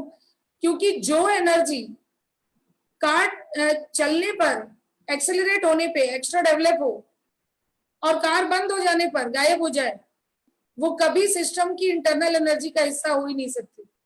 सिस्टम की इंटरनल एनर्जी का वो हिस्सा है जो उसकी अपनी स्टेट बदलने पर चेंज हो, है ना, एक्सटर्नल फोर्स फील्ड के बदलने पर उसमें आई हुई kinetic energy is external kinetic energy change, जो उसमें का हिस्सा था, वो उसमें बैठा था, इसलिए वो उसमें डेवलप हुई, लेकिन जैसे ही आपने वो कारक हटाया वो गायब दिख गई, तो that energy change is not the part of internal energy change of the system. ध्यान से सुनना, मैक्रोस्कोपिक एनर्जी चेंज है वो। लेकिन अगर आपने इसको गर्म कर दिया, गैस को, समझ रहे हो मेरी बात, आपने इसे गर्म कर दिया और ये स्टेट नंबर 2 पर आ गया। अब स्टेट नंबर 2 पर आ गया और आफ्टर हीटिंग राइट, और तब आपने टेम्परेचर बदल दिया और उससे प्रेशर बदल गया, अगर आपने वॉल्यूम नहीं बदला। अब आप कार में बैठे हो, नहीं बैठे हो, राइट, वो नई स्टेट पर आ गया तो उसका यू बदल गया। इस बात को समझ पा रहे हैं आप? अभी मैंने ये सिलेंडर अपने सिर पे रखा और 10 सीढ़ियां ऊपर चढ़ गई, तो जो mgh एक्स्ट्रा आई, यस और नो बोलो बेटा, राइट। अगर mgh एक्स्ट्रा आई तो अगर मैं वापस आ गई उसी जगह पे, वो mgh गायब हो गई। तो जो mgh मेरी सीढ़ी चढ़ने से आती है और मेरी सीढ़ी उतरने से चली जाती है, वो सिस्टम की इंटरनल एनर्जी का हिस्सा नहीं हो सकती और डेल्टा यू का हिस्सा नहीं हो सकती। इसीलिए डेल्टा यू को Q प्लस डब्ल्यू किया है बच्चों, राइट। और उसमें मॉलिकुलर पी रोल में है, मॉलिकुलर के रोल में है। एक्सटर्नल फोर्स फील्ड की वजह से जो एनर्जी चेंज होता है वो इंटरनल एनर्जी चेंज का कभी हिस्सा होता ही नहीं। हाँ बेटा वही तो नहीं, लेकिन आपका सिस्टम कंटेनर है। कल क्या बात हो रही थी जब आपने डिस्कशन मेरे से अलग से क्वेश्चन पूछा था मेरे, तो क्या बात हो रही थी कि हमने किसे सिस्टम माना है? पहली ही लाइन लोग लिख लेते हैं, the part of universe under observation, लेकिन ठीक से उसका मतलब तक नहीं समझते।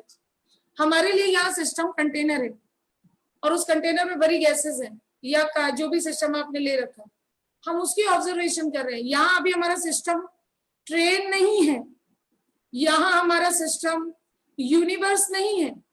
आप सोचो बच्चों, अगर मैं यूनिवर्स को सिस्टम कह दूं तो जिसे मैं मैक्रोस्कोपिक एनर्जी कह रही हूँ वो तो इसको माइक्रोस्कोपिक हिस्सा हो गया। नहीं समझे आप सिस्टम किसे कह रहे हैं उस पर निर्भर करता है।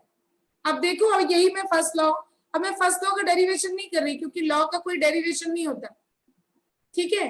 तो अगर मैं अभी डायरेक्ट लिख दूं, ये मान के कि मैं 13 बैच को पढ़ा रही हूँ, अगर मैं फर्स्ट लॉ का केमिस्ट्री में स्टेटमेंट लिख दूं और अभी कोई बच्चा दिक्कत में हो तो मैं इसको मैथमेटिकली आपके सामने बच्चों की तरह प्रूफ करके दिखा दूं, लेकिन मुझे इस जगह पे ही अप्लाई करने दो। तो अगर मैं ये यूनिवर्स के लिए लिख रही हूँ और आपने ये माना है कि universe is an isolated system, अब ये real ideal gas real gas नहीं है। अगर आप इसे फॉर यूनिवर्स अप्लाई कर रहे हो, वाइडर रेंज में सोचो, अभी करती हूँ प्रूफ, अभी करती हूँ बेटा, अभी करती हूँ। तो अगर आप यूनिवर्स के लिए अप्लाई कर रहे हो, ये पॉइंट मुझे यहाँ बोलना बहुत जरूरी है यशिका, इसलिए मुझे एक बार बोल लेने दो फिर मैं प्रूफ करती हूँ। तो फॉर यूनिवर्स जो है, आप इसे आइसोलेटेड सिस्टम मानने को मजबूर हो क्योंकि उसकी बाउंड्री नोन नहीं है, बात हो चुकी। अब आप बताओ, यहाँ पे दुनिया भर के काम चल रहे हैं इस यूनिवर्स में, दुनिया भर के वर्क एक्सचेंज चल रहे हैं, दुनिया भर के हीट एक्सचेंज चल रहे हैं। तो जब आपने सिस्टम इतना बड़ा सिस्टम कर दिया तो जो भी हीट का एक्सचेंज है वो अंदर ही अंदर है, जो भी वर्क का एक्सचेंज है वो अंदर ही अंदर है। इनफाइनाइट तरीके के वर्क के एक्सचेंज है, इनफाइनाइट तरीके के हीट के एक्सचेंजेस हैं। लेकिन जब तक आप कोई भी हीट का या वर्क का या दोनों का एक्सचेंज इसकी बाउंड्री के थ्रू इसकी सराउंडिंग में नहीं करते हैं, और आपको बाउंड्री पता ही नहीं है या यूनिवर्स की सराउंडिंग पता ही नहीं है, फिर से आपकी साइंस की लिमिटेशन। जिस दिन आप लोगों ने साइंस को डेवलप करना है आप करिए ना। आज मेडिकल फील्ड में कोरोना जैसी चीज आ गई है, हाँ इतना वायरस आया और हमारे पास उसकी वैक्सीन नहीं है और हम कहते हैं साइंस डेवलप हो गई। कहाँ डेवलप हुई है? शर्म है हम लोगों पर। हम किताबें पढ़ते रह जाते हैं और किताबों में जो लिखा होता है हम सिर्फ उतना पढ़ते हैं। आज का स्टूडेंट सिर्फ उतना ही पढ़ता है, इसलिए हम बिल्कुल डेवलप नहीं कर पाए साइंस को, क्योंकि उसने के टीचर ने जो कह दिया उसकी नजर वहीं तक जाती है। आप जब यूनिवर्स को सिस्टम कह रहे हो तो आप जिसे मैक्रोस्कोपिक एनर्जी कह रहे थे वो तो उसका इंग्रेडिएंट हिस्सा हो गया ना, वो तो उसका माइक्रोस्कोपिक हिस्सा हो गया ना। जब मैं गैस को कह रही हूँ सिस्टम तो उसका माइक्रोस्कोपिक हिस्सा उसके मॉलिक्यूलर कंटेंट है ना। लेकिन जब मैं यूनिवर्स को कह रही हूँ सिस्टम तो ये पूरी दुनिया इंक्लूडिंग हम लोग उसका माइक्रोस्कोपिक हिस्सा है, राइट। यही बात तो समझाने की कोशिश करती हूँ मैं, तो सबको हजम नहीं होती, क्योंकि वो कहते हैं अरे मैक्रोस्कोपी की भी तो पार्ट होती है, देखो आप क्वेश्चन सॉल्व करते हो फिजिक्स में। अरे हाँ, यही तो इंटरनल मतलब मेरे अंदर, अगर मैं सिस्टम हूं तो मेरे अंदर की सारी एनर्जी जो मेरे इंग्रेडिएंट मॉलिक्यूल्स की वजह से मेरे में पाई जा रही है वो मेरी इंटरनल एनर्जी, दैट्स ऑल। और वो बहुत सारे कारणों से है, इसीलिए हम उसकी एब्सोल्यूट वैल्यू नहीं निकाल पाते। निकाल लो तुम यूनिवर्स की एब्सोल्यूट वैल्यू ऑफ इंटरनल, जिसे तुम यूनिवर्स की एनर्जी कहते हो, वो इस यूनिवर्स की इंटरनल एनर्जी का नाम है। और क्या कहूं मैं उसे, कोई और रास्ता है? अच्छा क्या है तो बताओ, ये क्यू और डब्ल्यू, राइट, क्यू नेट और डब्ल्यू नेट अभी मैं जीरो कह देती हूँ, तो आपको नहीं लग रहा है कि, और अंदर ही अंदर खूब सारा वर्क चल रहा है, तो डेल्टा यू नेट भी क्या हो जाएगा, जीरो हो जाएगा। अभी इस डेल्टा यू नेट में कोई दूसरा टीचर कूद कर आ जाएगा, देखो देखो इन्होंने मैक्रोस्कोपिक एनर्जी ले ली। अरे भाई तू वाइडर रेंज में देख ही नहीं रहा भाई, मेरा पॉइंट समझ आया? मैंने यूनिवर्स को सिस्टम कह दिया। अरे बोलो, हाँ सिस्टम के रिस्पेक्ट में, वो सिस्टम कौन सा है? तो ये जो मैक्रो और माइक्रो है, ये भी आपको किस पॉइंट ऑफ व्यू से कहना है, उस सिस्टम के पॉइंट ऑफ व्यू से। अभी हमने अभी गैस सिलेंडर ले लिया, लिक्विड ले लिया, तो ग्रेविटी मेरे लिए एक्सटर्नल फोर्स फील्ड हो गई, क्योंकि वो ऑफ ऑन हो सकती, ऑन ऑफ हो सकती, राइट, कि पता लगा मैं स्पेस में चली गई उसी गैस सिलेंडर को लेके, तो वो तो गायब है, तो एनर्जी नहीं है मेरे पास, और ग्रेविटी है ही नहीं वहां पे, कहीं और चली गई तो 1/6 ऑफ ग्रेविटी मिल रही। ये क्या मतलब है भाई? तो वही उतनी हाइट चढ़ने पे अलग पोटेंशियल एनर्जी डेवलप हो रही, यही समझा रही हूँ, एक्सटर्नल फोर्स फील्ड है बेटा। अच्छा, तो एक्सटर्नल फोर्स फील्ड कब तक है? हाँ, तो एक्सटर्नल फोर्स फील्ड कब तक है? जब तक मेरे लिए सिस्टम, मेरे सिलेंडर में भरी चीजें, मेरा सिस्टम जितना वाइडर होता जाएगा, उसमें जितनी एनर्जी सिमटती जाएंगी, वो सब उसकी इंटरनल एनर्जी का हिस्सा होंगी। अब इस नजर से देखो, बस फिक्स तब तक है, right, delta U net zero हो गया अस्तित्व। अब मुझे बता, मैं यूनिवर्स के लिए कह रही हूँ, तो इसने क्या कहा, U of universe equal to constant. इसका मतलब जितनी भी एनर्जी के एक्सचेंजेस हैं, वो एक फॉर्म से दूसरे फॉर्म में चेंज करते रहिए, हाँ या नहीं, लेकिन उसका नेट चेंज, नेट जो है वो डेल्टा यू जीरो आएगा, इसलिए यू ऑफ यूनिवर्स कांस्टेंट मान लिया। जिस दिन तू इसे आइसोलेटेड नहीं मानेगा, उस दिन ये लॉ गलत हो जाएगा, लेकिन ये रेफरेंस है इस लॉ में, क्योंकि हमारे पास कोई रास्ता नहीं है बेटा। अच्छा, तो अभी और बात मुझे जल्दी से बोल देने दो कि इसी को हम फर्स्ट लॉ ऑफ थर्मोडायनेमिक्स कह देते हैं, ठीक है, राइट। एक और बात,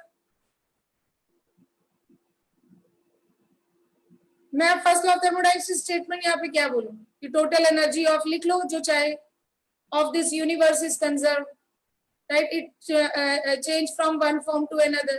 ये तो 9th क्लास के बच्चों को ही पढ़ाया जाता है, बस उनको मतलब नहीं समझ आता, तुमको मतलब समझ आ गया, बस इतना सा फर्क है।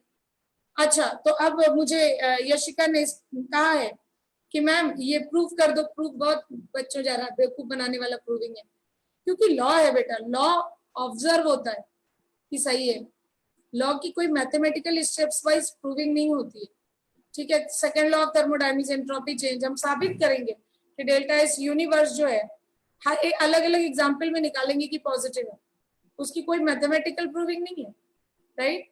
तो वैसे ही हमने बच्चों के लिए ये तरीका बना दिया है कि बच्चों को समझ आ जाए। वो तरीका मैं तुझे बता देती हूँ कि हम लोग छोटे बच्चे 11th क्लास के बच्चों को कैसे पढ़ाते हैं। हम कहते हैं कि भाई बच्चों, ये किसी सिस्टम का स्टेट नंबर 1 हो गया, इनिशियल स्टेट हो गई, ठीक है। अब इसका मतलब इसकी सारी जो स्टेट फंक्शन प्रॉपर्टीज है उनकी वेल डिफाइंड वैल्यू होगी, तो स्टेट फंक्शन प्रॉपर्टीज से ही स्टेट डिफाइंड होती है बच्चों।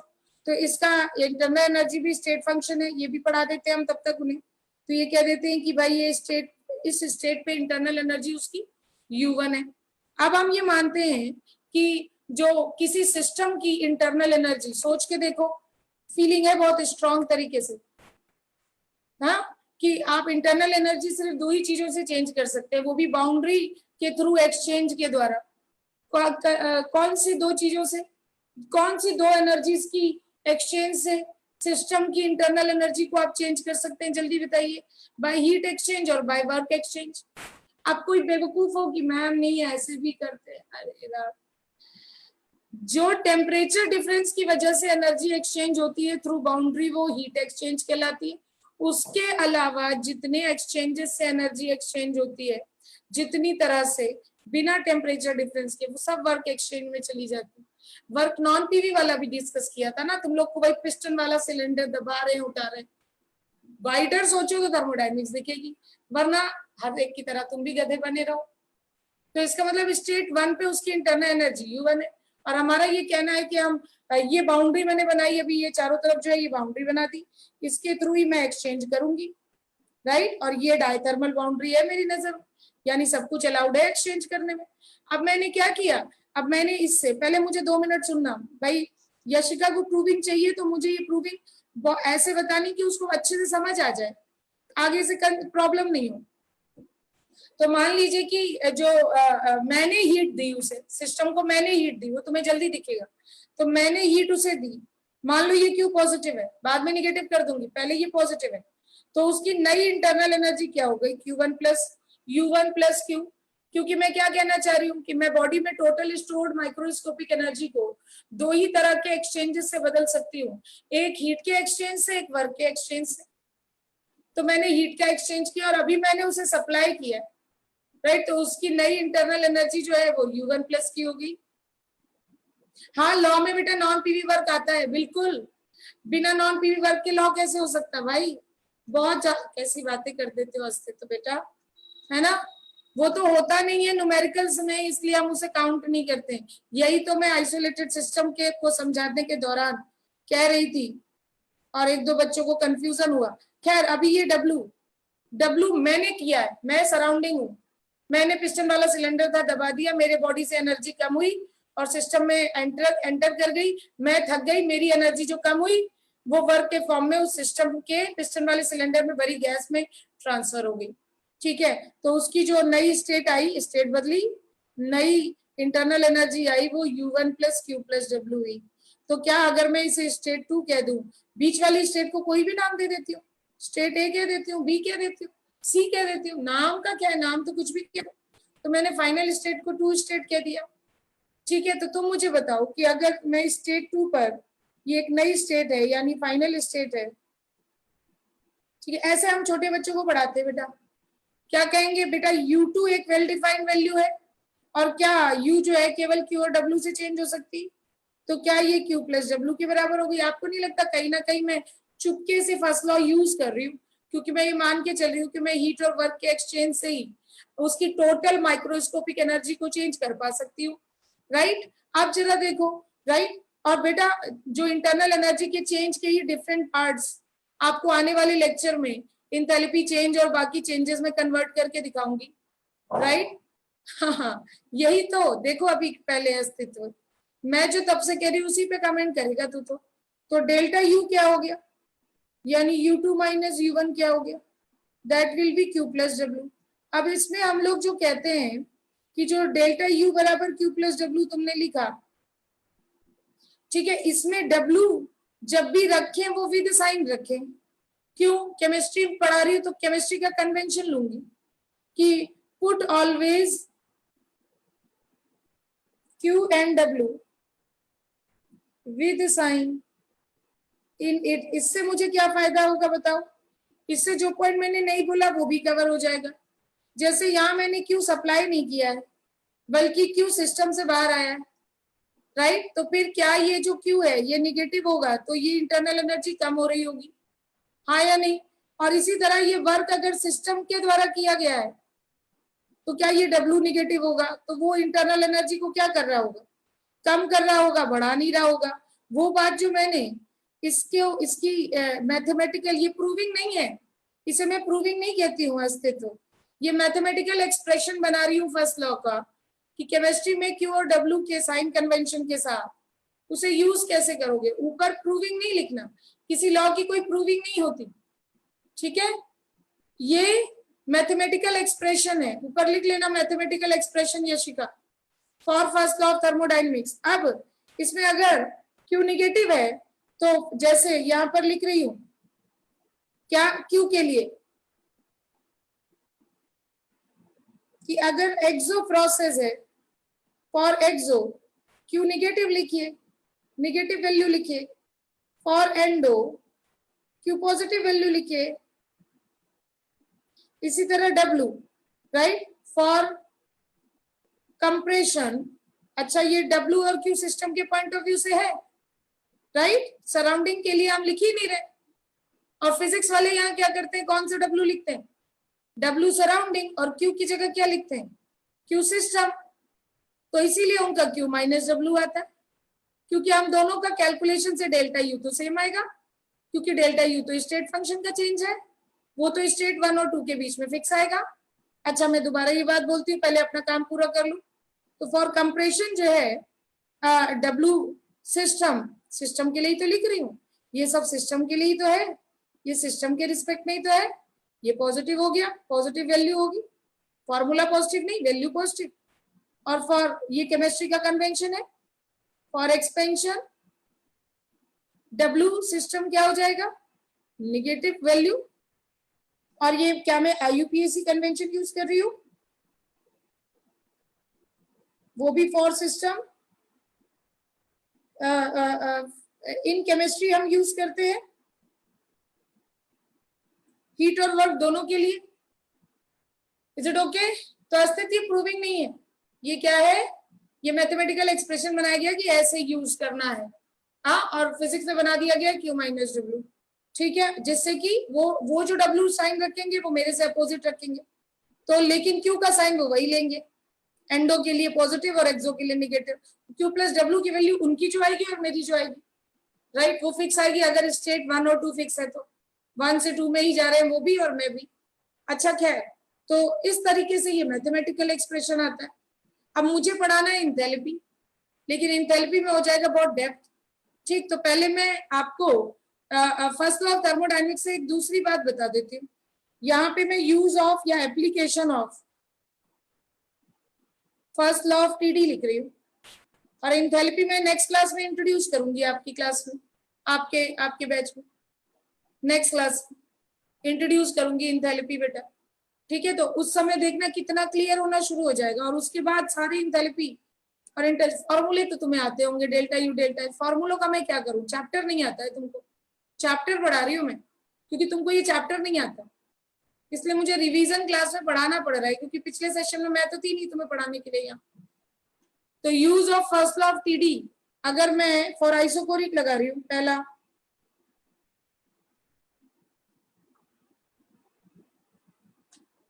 ठीक है, तो जरा डेल्टा यू बराबर क्यू प्लस डब्ल्यू लिखो और बताओ कि वॉल्यूम कांस्टेंट हो गया। फिर से जब डब्ल्यू मेंशन ना किया जाए तो हम कौन सा डब्ल्यू थर्मोडायनेमिक्स के क्वेश्चन में लेके चलते हैं, नॉन PV। आई रिपीट, इसीलिए इंथैल्पी आराम से पढ़ाऊंगी यार, अस्तित्व बेटा, क्योंकि मुझे पता है उसको टाइम चाहिए, और तू आराम से कह रहा है तो वही मैं आराम से ही पढ़ाऊंगी, इसीलिए इंथैल्पी नेक्स्ट क्लास में पढ़ाऊंगी। रोक दिया मैंने, कुछ और बताने लग गई, 2-3 मिनट बचे तो उसमें काम की लेकिन बात बता दो। तो डेल्टा यू जो है ये क्यू प्लस डब्ल्यू है, राइट। और अगर आप, और फिर से याद रखो कि मैं नॉन PV वर्क को 0 मान रही हूँ, जब तक क्वेश्चन में मेंशन नहीं हो रहा है, लिख लेना कहीं पर, वरना 2 दिन बाद कॉपी कंफ्यूज करेगी। तो फॉर आइसोकोरिक प्रोसेस, क्योंकि अभी हम PV वर्क ही कंसीडर कर रहे हैं, तो W को हम 0 ले रहे हैं वॉल्यूम कांस्टेंट की वजह से, और बगल में असम्पशन लिख लेना, मैं 2-3 बार बोल चुकी हूँ कि नॉन PV वर्क को 0 माना गया है इस प्रकार के क्वेश्चन में, जब तक वो देगा नहीं, और अगर दे दिया तो फिर मैं ये गलत बोल रही हूँ, फिर मैं जो करने जा रही हूँ वो W0 नहीं लिख पाऊंगी फिर मैं। तो डेल्टा यू बराबर क्यू प्लस डब्ल्यू, राइट। अगर लिख रही हूँ तो क्या यहाँ पे जो क्यू है वो QV हो जाएगा बच्चों, राइट, क्योंकि आपने W वॉल्यूम कांस्टेंट कह दिया है, तो Q बराबर QV हो गया। तो आई रिपीट, डेल्टा यू बराबर QV हो गया बेटा, दोबारा बोल रही हूँ, डेल्टा यू बराबर QV होता है डिफरेंशियल फॉर्म में, du बराबर dQV होता है, ये इंपॉर्टेंट रिलेशन है। और यहाँ नोटिस करो, मैंने कहीं भी आइडियल गैस लिखा है, मैंने कहीं भी आइडियल गैस लिखा है नहीं, वैलिड फॉर ऑल सिस्टम लिखो, वैलिड फॉर ऑल सिस्टम, सिर्फ फर्स्ट लॉ लगाया है, और फर्स्ट लॉ तो हर प्रकार के सिस्टम के लिए वैलिड है, राइट। अब एक और कंडीशन लगा देती हूँ, राइट, वो ये कि आइसोकोरिक है, आइडियल नहीं बोल रही हूँ, आइडियल मैं नहीं बोलूंगी आज की क्लास में, इसे आइडियल गैस के लिए नहीं बता रही हूँ मैं, for all type of system है, for all system under isochoric process. और कंडीशन तुम्हें लिखना हो तो ये लिख दो, with W non PV equal to 0 assume मैं मान के चल रही हूँ कि W नॉन पीवी इसमें नहीं पाया जा रहा, और तब उसी की लिमिटेशन में बात कर रही हूँ, वरना W रोल में होता अभी। ठीक है, तो आई रिपीट कि नॉन पीवी वर्क नहीं मान रहे और तब डेल्टा U बराबर QV या DU बराबर DQV लिख रहे हैं, तो मुझे बताओ कि QV क्या होता है, आज क्या पढ़ा तुमने, राइट? अगर CV जो है टेम्परेचर का फंक्शन नहीं है, तो is that NCV delta T? हाँ या नहीं? ऑब्वियसली जो कंडीशन है वो यहाँ है, मैं बोल रही हूँ, देखो, where CV is not the function of temperature, तब मैंने ये फॉर्मूला लिखा है। तो क्या आपको यहां से डेल्टा U बराबर NCV डेल्टा T तभी है, आई रिपीट, डेल्टा U बराबर QV बराबर NCV डेल्टा T, राइट? देखो ये किसके लिए लिख रही हूँ, फिर से मैं कलर बदल के हाईलाइट कर रही हूँ। It is valid for all system under isochoric, और हाँ एक कंडीशन और है, हीटिंग और कूलिंग। क्यों? अरे सी ही डिफाइन नहीं हुआ तो डेल, समझ गए ना? हीटिंग कूलिंग होगी तभी तो हीट कैपेसिटी डिफाइन यूज करोगे। तो I repeat, under isochoric phase transfer हो गया तो एनसीवी डेल्टा टी गलत हो जाएगा। ठीक है, ये वाली कंडीशन देखो, अब तुम लोग इसे नोट नहीं कर रहे होगे क्योंकि तुम्हें लग रहा होगा ये बहुत कॉमन बात है, और ये सबसे बड़ा डाउट बनने वाला है नेक्स्ट क्लास में, पहले बता दूं। क्योंकि जब मैं टेम्परेचर चेंज करा रही हूं तब तो डेल्टा U बराबर QV बराबर NCV delta T valid for all system under isochoric heating and cooling होगा।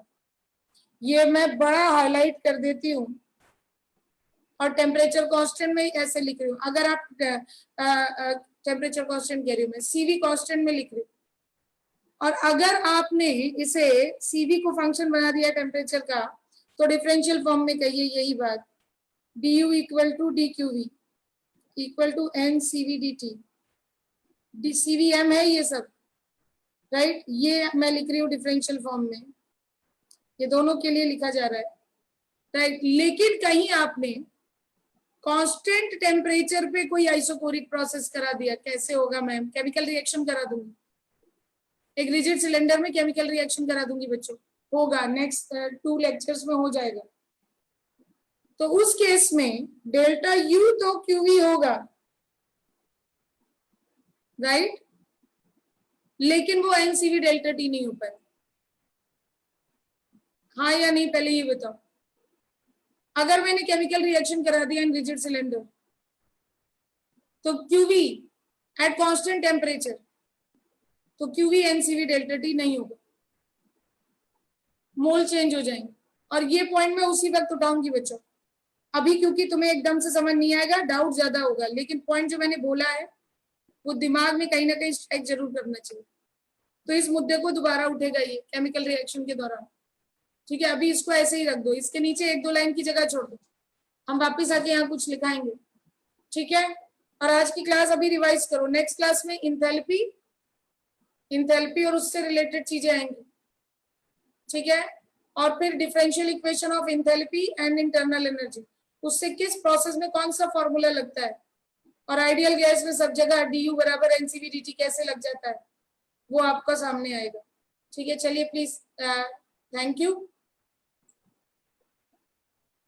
हाँ, टी वैसे तो इफेक्ट करना चाहिए, लेकिन वो इतना कम इफेक्ट करता है जब तक बॉन्ड एनर्जी टेम्परेचर तक नहीं पहुंचते, bond dissociation energy, thermal stability of temperature तक इन तापशी, तब तक हम मान के चलते हैं थोड़ा बहुत एक्सपेंशन है वगैरह हो रहा होगा उसके बॉन्ड्स में, लेकिन वो टूटा नहीं है, तब तक हम उसमें चेंज कंसीडर नहीं कर रहे।